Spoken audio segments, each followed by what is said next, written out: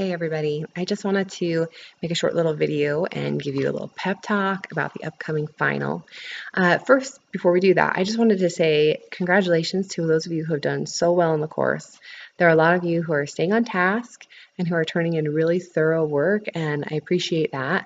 There are some of you that still have some assignments to do and are a little bit behind, so don't give up. There's still a couple of weeks left before you can turn before the deadline for everything that you have to turn in. So really make sure that you push yourself to get some of these things done. You don't want to waste all of the effort that you've already put in for this semester. I also want to say before we start talking about the final exam that the last day to turn things in, make sure you watch that on the calendar coming up. Canvas shuts down shortly after that. I have to have grades turned in, so even if I want to accept your late work after that, I can't. So make sure that you're aware of that. It's on our calendar for our course. So that's kind of like my last try at getting you guys to get some things turned in. There's a few of you who are just a little bit behind, so it wouldn't take much work to just finish up those last few things and get them turned in. Okay, so I want to talk to you a little bit today about the final exam. And I've got my notes up here. I've got my study guide up here on my computer, so I can kind of go through the study guide with you. It's going to be the same kind of setup that we had for the midterm. So you'll have a number of essay questions. You are required to write on question 3. And then you only have to choose one of the other options. So only 2 essay questions have to be answered this time. And then after you do those essay questions, we will have the same sort of setup with multiple choice questions. So I noticed on the midterm that some of you needed to be a little more detailed. And one thing that I noticed from a lot of you is that you weren't really using a lot of details from the modules to answer your questions. So make sure that you're looking to the course material to answer these questions. Obviously, as this is a test for our course, I'm trying to gauge how well you've learned things that we talk about in our course, not how well you can Google something. So really look to the modules as a source for your information. Make sure that you're using examples wherever you're asked to. Make sure you're using as many terms as you can. At the beginning of those modules, there's the list of the terms that are relevant. There's also usually a list of the works of art that are really important to know from that time period. So those are great places to look at for your examples. Each of the points that each of the questions that you'll answer are worth 20 points. And then there's 5 points for grammar. And as long as you're using full sentences and I can understand what you're saying, you're going to get full points for that. It's when people become very sloppy and ideas aren't even clear that begins to be an issue. All right, so question 3, let's talk a little bit about it. What it asks for you to do is to fill out a table. And it wants you to talk about artistic mediums after 1800. So you can't reuse anything that you had from the midterm. You can't copy and paste from the midterm, but you can talk about sculpture, you can talk about painting, those kind of traditional mediums. Don't talk about architecture, especially since we don't cover a lot of that in these later years. But you can think about all the different kinds of mediums that emerge in the 20th century that would be new and avant-garde. So you can talk about ready-mades, you could talk about collage, you could talk about performances, you could talk about video art. There are so many different options for what you can do there. So your table needs to be really well detailed, especially since you only have the 2 essay questions to answer. And there were some of you on the midterm that did so well with really answering everything that the table was asking for you to consider and really being extremely detailed and specific in doing that. So try and do that again. If you had some comments on the midterm that you needed some more detail, you need to be more specific, try and step up your game here. These are open notes, so the expectations are a little bit higher than you might expect otherwise because you have all the information that you can use as you're writing. So really just be as thorough as you can when you do that. What you want to do is you'll want to talk about all the different areas that it asks for you to talk about. And then you have to give a specific example, choose an example from the modules, and you also need to talk about specific importance of the medium, right? Was it used for a different purpose? Did it contribute to the message it was worked for?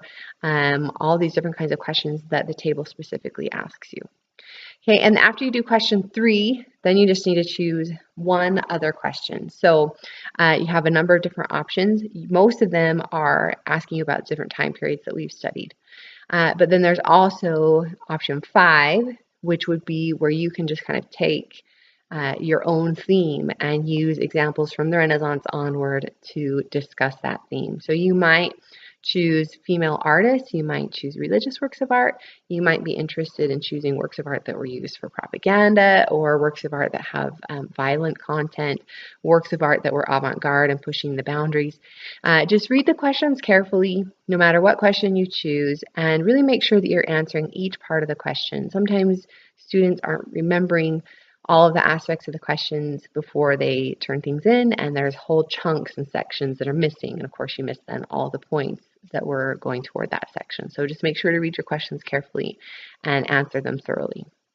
And I would, of course, suggest that you do all of those essays before you go and do the multiple choice portion of the exam. It will help you study immensely.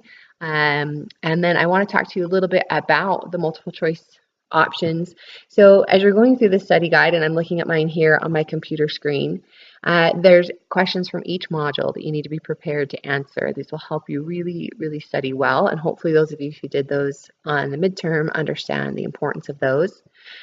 But I want to just kind of go through each of these and just give you a couple of hints, maybe give you even a couple of questions and their answers, so you can really be prepared to do your best. And I also want to reward you for taking time to watch this really awesome video. So good job, good students. So we've got multiple choice questions just like last time. For Module 7, which covers the Renaissance, the question that I'm going to give you is, it asks, what's the bridge between the Byzantine, the medieval, and the Renaissance styles? And the answer to that is the Proto-Renaissance. So it's that chunk of time where all of those styles are kind of coming together right before we actually move into the actual Renaissance. So the Proto-Renaissance is what you're looking for on that question. In Module 8, the question that I want to give to you, and this is the one that covers the Baroque, it asks about what historical events affected the Baroque style the most. And the answer to that would be the Protestant Reformation and the Catholic Counter-Reformation. If you remember what we talked about with the Baroque, religion is huge for understanding what's going on and why art is being used in certain ways at that point in time. So the Protestant Reformation and the Catholic Counter-Reformation. Also, as another little tip for that, you need to make sure you can understand the works of Caravaggio, Rembrandt, and Velázquez. There are some questions that are specific to those 3 artists. So go back to your modules, really quickly look at that. In Module 9, the question that I want to give you and the answer, it says, what are the main major styles of the 19th century in order? So you have to know the styles and you have to know the order in which they go. So we didn't talk about all of them. We didn't have time, and that's especially true in the 19th and 20th centuries. But the ones that we did talk about were Romanticism, Realism, Photography, Impressionism, and Post-Impressionism. So, you can make yourself a little acronym if you want. That'd be 2 R's, right? PIP, so PIP or something like that. Romanticism, or you might even want to do to distinguish Romanticism from Realism, Real, Pip. I don't know, however you want to do it. So Romanticism, Realism, Photography, Impressionism, and Post-Impressionism. So make sure you understand those. Also make sure you understand how the Industrial Revolution impacted art in the 19th century. And make sure that you kind of understand Van Gogh. There are a lot of students that miss the question about Van Gogh that ask what kind of style he uses.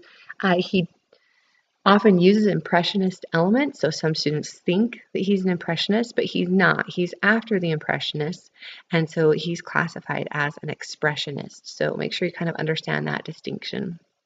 Also make sure for the 19th century that you understand tube paints, right? That those impressionist artists, they had those oil paints in a tube so they could go out and paint in nature, and understand why tube paints were important. So take that into consideration too. For Module 10, the question that I want to give you, and this is the module that covers the first part of modern art, the question is, what are the general characteristics of modern art? So that's kind of a tricky one because there are so many different movements that we consider. in that module. But what I really want you to kind of think about is that modern art is this term that we use. It's kind of like an umbrella over a number of different styles. So it's an umbrella for all of these styles. Those styles are all breaking away from tradition. If we think about it, they're all moving away from the academic tradition. They're being avant-garde. And it's really a cultural movement. So culture as a whole is moving away from tradition and embracing new ideas and new techniques. So again, modern art then is an umbrella over many styles, breaks away from tradition, and is a cultural kind of mindset. Make sure that you understand also from this module ready-mades. Remember Duchamp and his fountain, the urinal that he just bought and then turned on its side and signed his name to, that it was already made and used. So understand what he's trying to do with that. Understand why ready-mades are important. Make sure that you can recognize the styles of Cubism, particularly Picasso, of Dada, again from Duchamp and his urinal, his fountain, from Surrealism and Dali, and make sure also Abstract Expressionism and Jackson Pollock, all those splatter drip paintings is something you can recognize, and color-filled works from Mark Rothko. All of those you need to be able to kind of visually identify what movement they're from. Also, I'll give you another little extra question from this. There's another question that asks about Dresden Street from Kirchner. And if you don't remember that, you can go back into the modules, but it asks what German Expressionism was trying to do. And it's really kind of a threatening painting that's very disturbing on a number of levels. And the reason that they're painting those kinds of disturbing images is they want to unsettle you as a viewer so that you'll be like motivated to go out and make a difference and enact social and political change. So there's another kind of answer for you. Then you get to the last module. The questions on this one are a little bit tricky because we covered so many different directions. There's so many different ideas that are encompassed in that, and we didn't have an assignment because it was the last module and you guys are crazy busy and it's finals.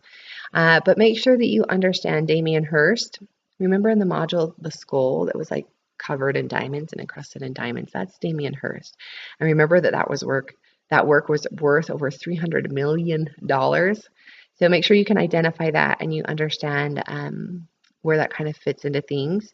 Make sure you understand on the study guide, one of those bullet points there, or I guess a number of those bullet points, talks about what is appropriation art, what is performance art, what is conceptual art, what is feminist art, what is photorealism, and why is the Guggenheim Museum important? So all those different movements, make sure you can recognize an example from those movements and just kind of be able to define it quickly so you can be successful on those multiple choice questions.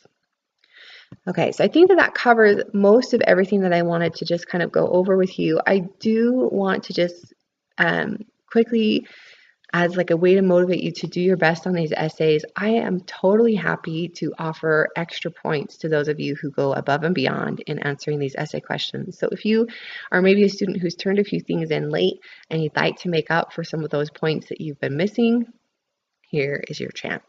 Okay, so do your best work. Again, on that table, really work to be as specific as you can and use as many terms and concepts from the modules as you can. And then whatever other question you choose, try to be thorough. If you have any questions when you're getting ready for this, please, you know how to text me, you know how to call me, you know how to email me, any of those things. I'm happy to do that whenever, unless it's the middle of the night. Maybe I should qualify that a little bit. I do go to bed kind of early and get up kind of early. So, within reasonable hours, I'm happy to answer anything that you have. I've really enjoyed you guys this semester. I've been so impressed with some of the work that you've turned in, and I really want to just congratulate you because I know these online classes are hard work and it takes a lot of self-motivation for you to continue on with the work and to really put your effort into it. So good job on that. Good luck on your final. I will turn around your comparative essays as quickly as I can, and also your final essays as quickly as I can. And as always, I'll comment right on the submissions as I always do. So if you're wondering where your score came from, make sure that you consult that. And if you have any other questions, you can give me a call, an email, or a text. Thanks, guys. Good luck.